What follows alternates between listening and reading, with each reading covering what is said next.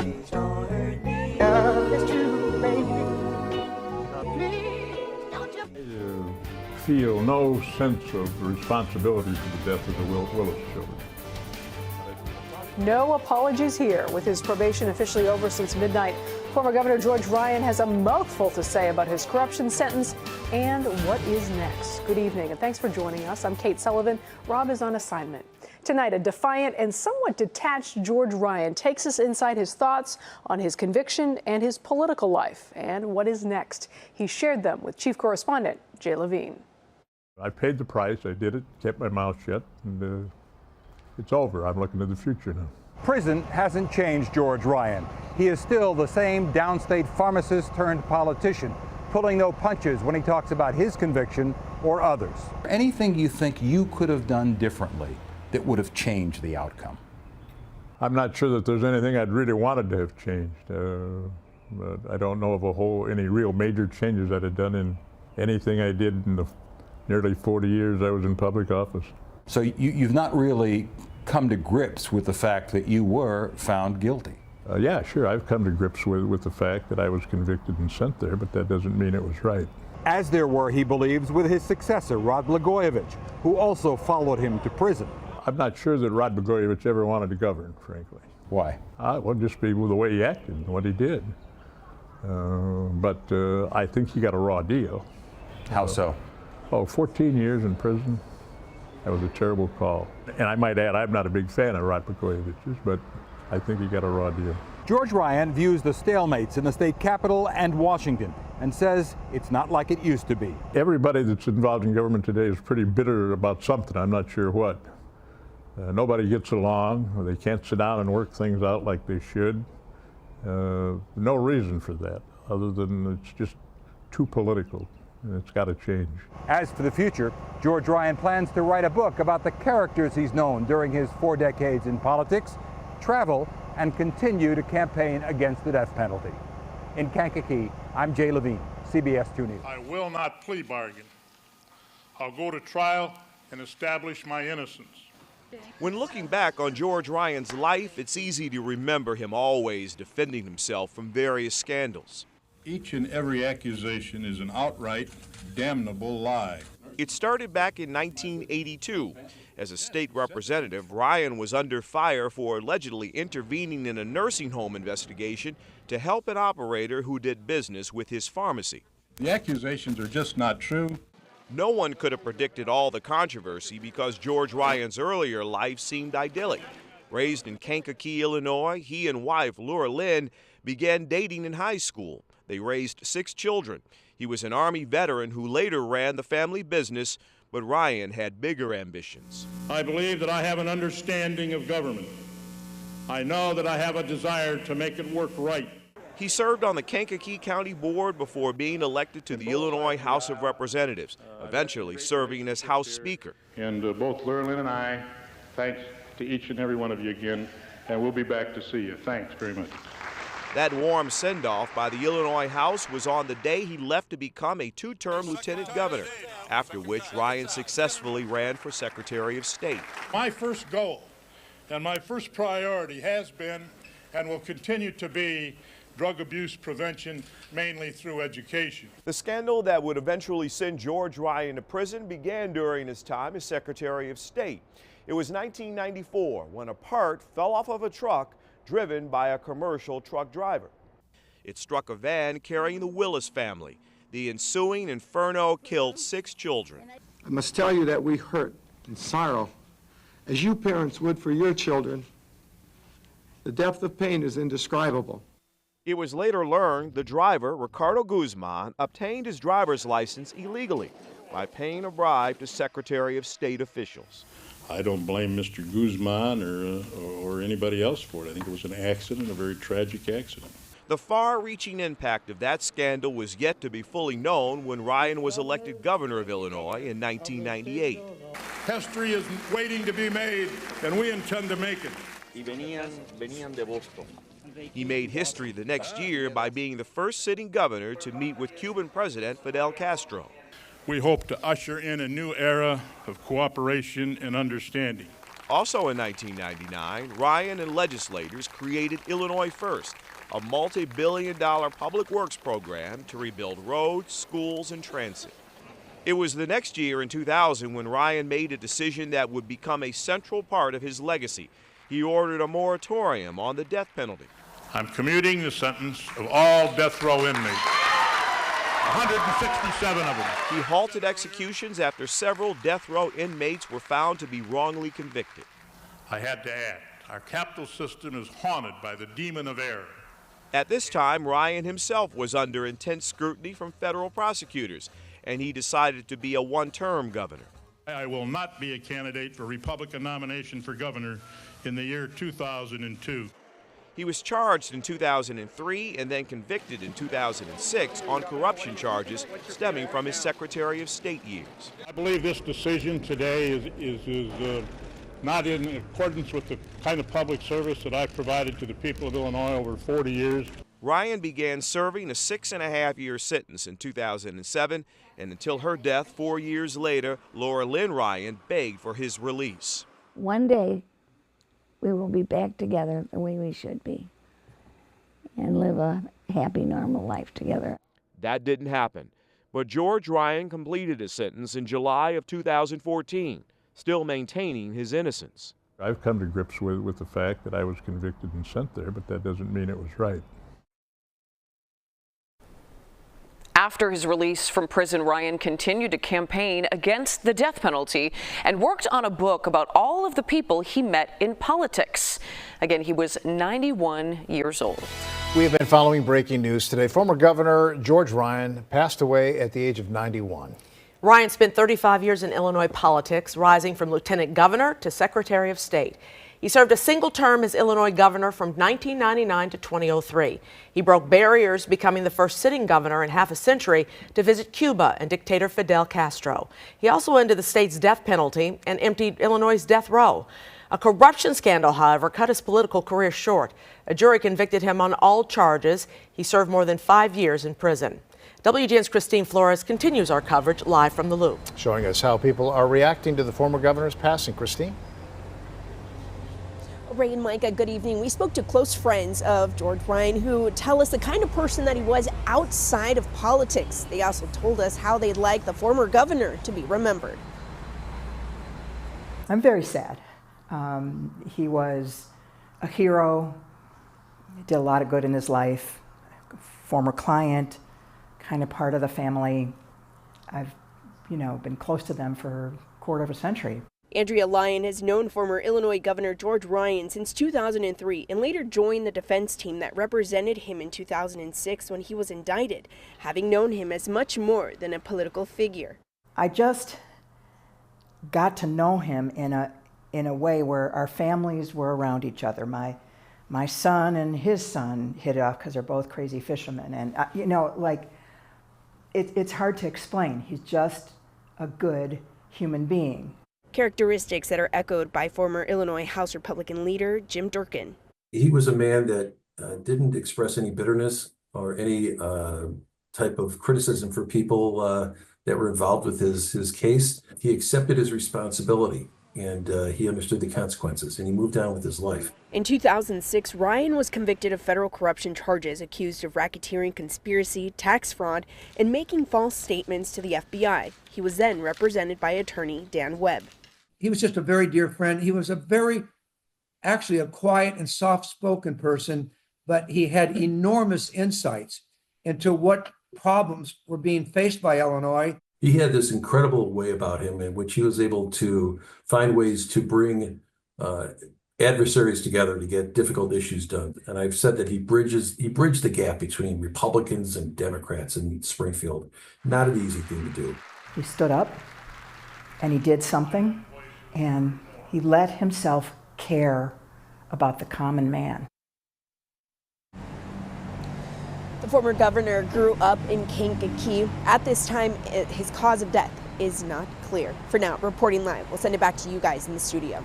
Thank you, Christine. Editor Mike Flannery covered George Ryan for many years, from the state capitol to prison and beyond. He is joining us now this afternoon, and listening to Paris's report just reminds you of his legacy, what he accomplished. I want to hear from you, though, Mike. When you think of George Ryan, what do you think he would and should be remembered for? Well, you know, he had a gruff exterior, Sylvia. He could harumph with the best of them.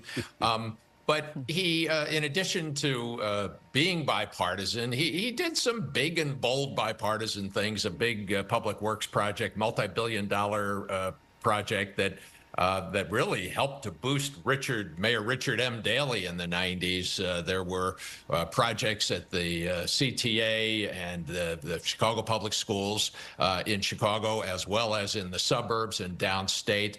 And it was actually the Illinois Farm Bureau pushing for years to sell soybean and corn and wheat to Cuba that prompted Ryan to become the first ever U.S. sitting governor to go meet with Fidel Castro.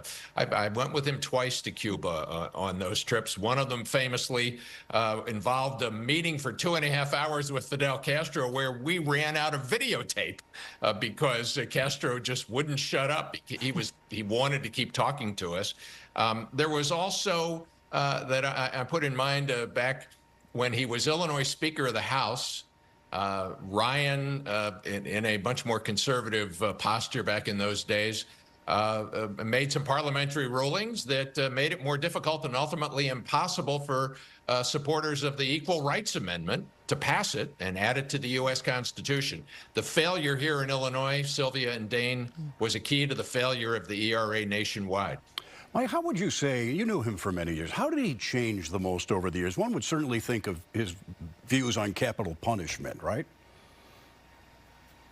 Well, you know, he really, once he became governor, I think he saw that the path to doing big and bold things had to be bipartisan because there were so many Democrats in the General Assembly. He was going to have to work things out with Mayor Daley, with Speaker Madigan, with the Democrats in the state Senate. And on the death penalty, he told me that the thing that changed his heart on that issue was being governor and then having the first execution come before him. He allowed it to go forward, but he said he was haunted by all the stories and the exposés of wrongful convictions in Illinois. And that, Dane, is what ultimately prompted him to empty death row. He said one mistake was too many on death row. Yeah, he was very forward on that, no doubt. But he was also an old school politician. And, you know, those of us who've lived and worked in Chicago for a while, if you did a story on him and he didn't necessarily agree with you, he would call. He would say, I want to speak, you know, and I know you have had that experience with him yourself. That really kind of defined, he just would come to the source. He would. He would give me a piece of his mind. You know, Sylvia, there was, just before he left office, he had a dinner that we dubbed the Last Supper with me and a couple of other local reporters down in the private, the governor's private dining room at the executive mansion in Springfield. And, you know, it was all off the record and, you know, without getting into details, he let us have it and let me have it on some things he felt that I had done unfairly. But in the end, he said, you know, we need journalism. We need reporters covering the state government to make things work. And he did recognize that for all of his unhappiness about specific stories. He recognized the role we play. Well, George Ryan. I think you used the right word there, Mike. Gruff, but he did have a warm touch about him. He did. He did. All right. Thanks for joining us this afternoon and sharing your memories. We appreciate it. Always great to see you, Mike Flannery. Yeah. Great to see you guys, too. We have been following breaking news today. Former Governor George Ryan passed away at the age of 91. Ryan spent 35 years in Illinois politics, rising from lieutenant governor to secretary of state. He served a single term as Illinois governor from 1999 to 2003. He broke barriers, becoming the first sitting governor in half a century to visit Cuba and dictator Fidel Castro. He also ended the state's death penalty and emptied Illinois' death row. A corruption scandal, however, cut his political career short. A jury convicted him on all charges. He served more than 5 years in prison.